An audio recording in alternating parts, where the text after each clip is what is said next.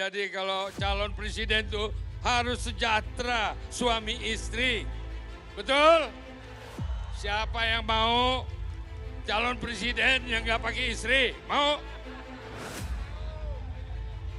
Aduh. Ngakak, Oso singgung Capres tak punya istri, Noel keceplosan olok-olok Prabowo. Sudah tuwir masa masih nyari bini? Blunder lagi lu. Berarti keimanannya goyah. Dan namanya iman, ya kan? Immanuel ini namanya dipertanyakan, namanya iman tapi keimanannya goyah di dalam mendukung seseorang gitu. Kemarin bahwa Prabowo ini menang telak dari kedua bakal calon ini karena apa? Karena menang tua katanya. Sementara Anies dan Ganjar ini disuruh cari pengalaman dulu. Iya, pengalaman kalah. Halo, selamat datang di channel Redaksi Jurnal bersama JJ. Ketua Umum Partai Hanura, Osman Sabtaodang alias Oso, sempat menyinggung soal baca pres yang tidak memiliki istri. Omongan Oso itu saat acara Partai Hanura di Surabaya akhir pekan lalu. Celotehan Oso mengenai capres tak punya istri itu diduga dispekulasikan untuk baca pres dari Koalisi Indonesia Maju, Prabowo Subianto. Pentolan relawan pendukung Prabowo pun buka suara membela sang ketum Gerindra tersebut. Kata Ketua Relawan Prabowo Mania 08, Immanuel Ebenezer atau yang akrab disapa Noel, Jumat 6 Oktober, karena itu tidak terlalu substansial, saya malas menjawabnya. Apa urusannya? Kok nggak ditanyain? Ada yang calon presiden dulu suaminya banyak nggak ditanyain. Ada dulu presiden yang istrinya banyak nggak ditanyain. Kenapa yang nggak beristri ditanyain? Kata Noel, harusnya gagasan dan program lebih banyak dibahas dibandingkan mempersoalkan status bakal capres. Terlebih Prabowo, kata dia, sudah tua sehingga tidak perlu lagi mencari istri untuk dipamerkan jelang Pilpres 2024. Kata Noel, saya rasa tidak ada relevansinya soal Pilpres 2024 nanti. Kita mau bicara tentang gagasan dan program. Lagian Pak Prabowo kan sudah tuwir, masa masih nyari bini? Kata Noel. Waduh, loh. Gak bahaya toh Pak Noel? Kok berani-beraninya menyebut Pak Prabowo tuwir? Masih dilanjutkan pula, masa udah tuwir mau nyari bini? Waduh, ngakak banget saya dengar statement dari Pak Noel ini. Duh, apa nggak ngeri ya kena lempar HP ya guys ya?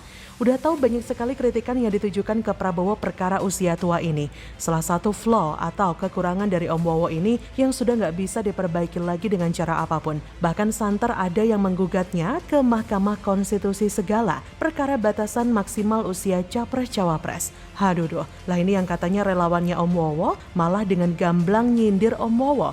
Sudah tuwir masa mau nyari bini? Ya ampun, ini relawan kok goblok banget. Harusnya dipuja-puji dong. Bilang kayak Om Wowo masih muda atau meskipun tua tapi cabai rawit atau bagaimana begitu. Hahaha, kocak ya.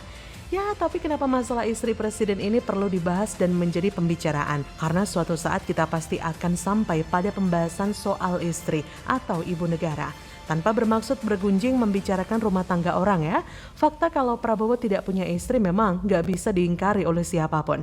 Sementara di sisi lain kita bisa melihat Ganjar Pranowo begitu nyaman dan bahagia dengan keberadaan sang istri di sampingnya. Siti Atikoh Supriyanti, perempuan tangguh berwajah teduh yang sampai saat ini selalu setia menemani Ganjar.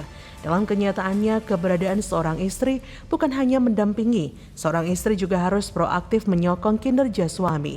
Disinilah letak pentingnya peranan Siti Atikoh sebagai calon ibu negara. Dari sini kita bisa sadari betapa pentingnya peranan ibu negara bagi Indonesia.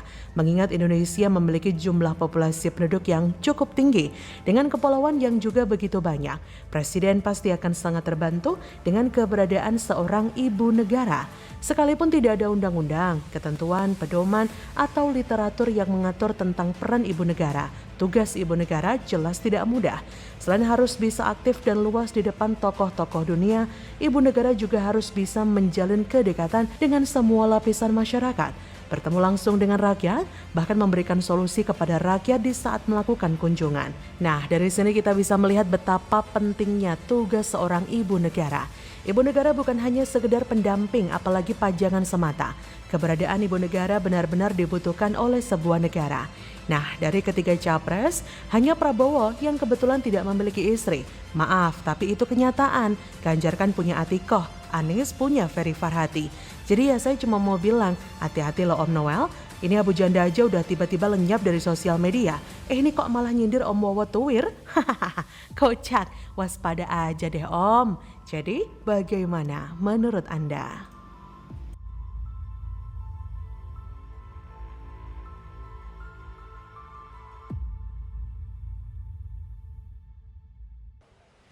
Untuk urusan alutsista, memang modernisasi alutsista sangat diperlukan, tapi keuangan negara, anggaran negara, APBN kita sangat terbatas, sehingga belanja alutsista harus dilakukan dengan bijak, baik besarannya maupun peruntukannya.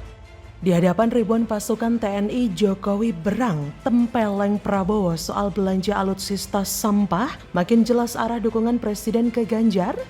Bagaimana diketahui banyak alutsista kita sudah tua, ya sudah saatnya memang mendesak harus diganti.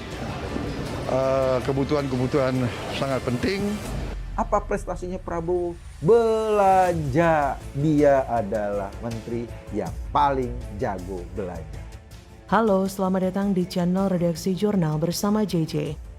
Nampaknya Jokowi, orang yang akan memberikan tongkat estafet kepemimpinan nasional kepada Ganjar Pranowo, sudah tidak bisa sabar lagi melihat perangainya Prabowo yang sering beli barang mendekati sampah dan nyaris loak karena barang bekas. Harusnya Prabowo punya malu dan tahu diri. Balikin tuh duit rakyat yang sudah sangat banyak dibuang-buang sama dia untuk beli barang rongsok. Masih mau bilang Jokowi dukung Prabowo? Mimpi saja seperti Somad, mimpi 5 kali Prabowo naik kuda. Tindakan Prabowo ini menyulut kemarahan Jokowi. Tapi Jokowi memang namanya orang yang baik dan tidak memunculkan kemarahan di depan umum. Jokowi akhirnya mendapatkan momentum terbaik untuk menegur dengan keras Prabowo, yaitu di hari ulang tahun TNI.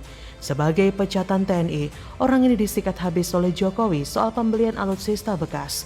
Jokowi pun sampai bertanya bahwa apakah negara ini perang atau tidak, sehingga harus beli pesawat melulu. Betul bahwa mau perang atau tidak harus ada alutsista. Tapi kalaupun mau beli pesawat untuk persiapan perang, beli dong yang baru. Jangan beli barang bekas yang seharusnya jadi barang hibahan, tapi malah dibeli. Ini berat orang mau berderma tapi sok jual mahal.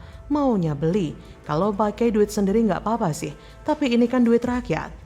Kata Jokowi pada Kamis 5 Oktober, mesti ada skala prioritas. Alutsista itu penting, tapi dilihat juga apakah ada yang lebih penting. Apakah kita akan perang atau tidak. Jadi yang didahulukan yang mana, yang skala prioritas yang mana, kata Jokowi. Disuruh tahu diri dan tahu skala prioritas, tamparan keras dari orang yang akan diteruskan oleh Ganjar Pranowo kepada Prabowo adalah hal yang harus dilakukan demi efisiensi perbelanjaan. Kalau mau belanja, harus barang bagus dan pahami skala prioritas dong. Kita tahu bahwa alutsista di negara ini masihlah parah, tapi yang parah itu bukan pesawat melainkan alutsista lautan. Lihat kan waktu Prabowo jabat jadi Menhan, ada kapal perang laut yaitu kapal selam yang hilang dan seluruh kru dinyatakan on eternal patrol. Jokowi pun mengatakan dengan jelas yang harus dilakukan bukan beli barang tua, tapi melakukan peremajaan alias modernisasi, bukan malah tuaisasi. Ini seperti penerus negara dan bangsa ini. Penerus Jokowi harus yang lebih muda. Ini namanya modernisasi, bukan malah Prabowo yang kalau mau pakai istilah namanya tuaisasi. Sudahlah, jangan bikin aneh-aneh di negara ini. Ganjar saja, dia simbol kebaruan dan pembaharuan negara ini harus dijadikan presiden.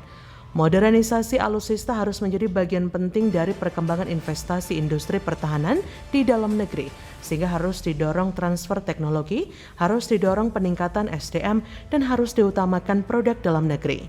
Nah, bahkan di artikel-artikel saya sebelumnya sudah saya tuliskan bahwa sejak 2 tahun kemarin, Ibu Koni Rahakundini Bakri, yang merupakan orang yang menjadi praktisi peperangan, melihat ada anggaran yang gak jelas di Kementerian Pertahanan. Bikin PT baru dengan simbol-simbol PT yang hanya dicetak di atas kertas saja. Ya begitulah yang menjadi resiko barter politik. Kita harus memilih pemimpin yang benar di 2024 nanti. Bayangkan saja di Kementerian Pertahanan saja nggak becus untuk memimpin dan menggunakan anggaran. Gimana mau masuk ke skala nasional? Makin rusak aja itu negara. Pilih yang sudah pasti yaitu Ganjar Pranowo.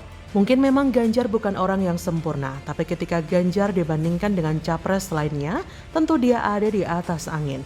Hanya saja suaranya Ganjar itu masih organik dan sifatnya natural karena dia nggak beli suara pakai duit anggaran Kementerian Pertahanan.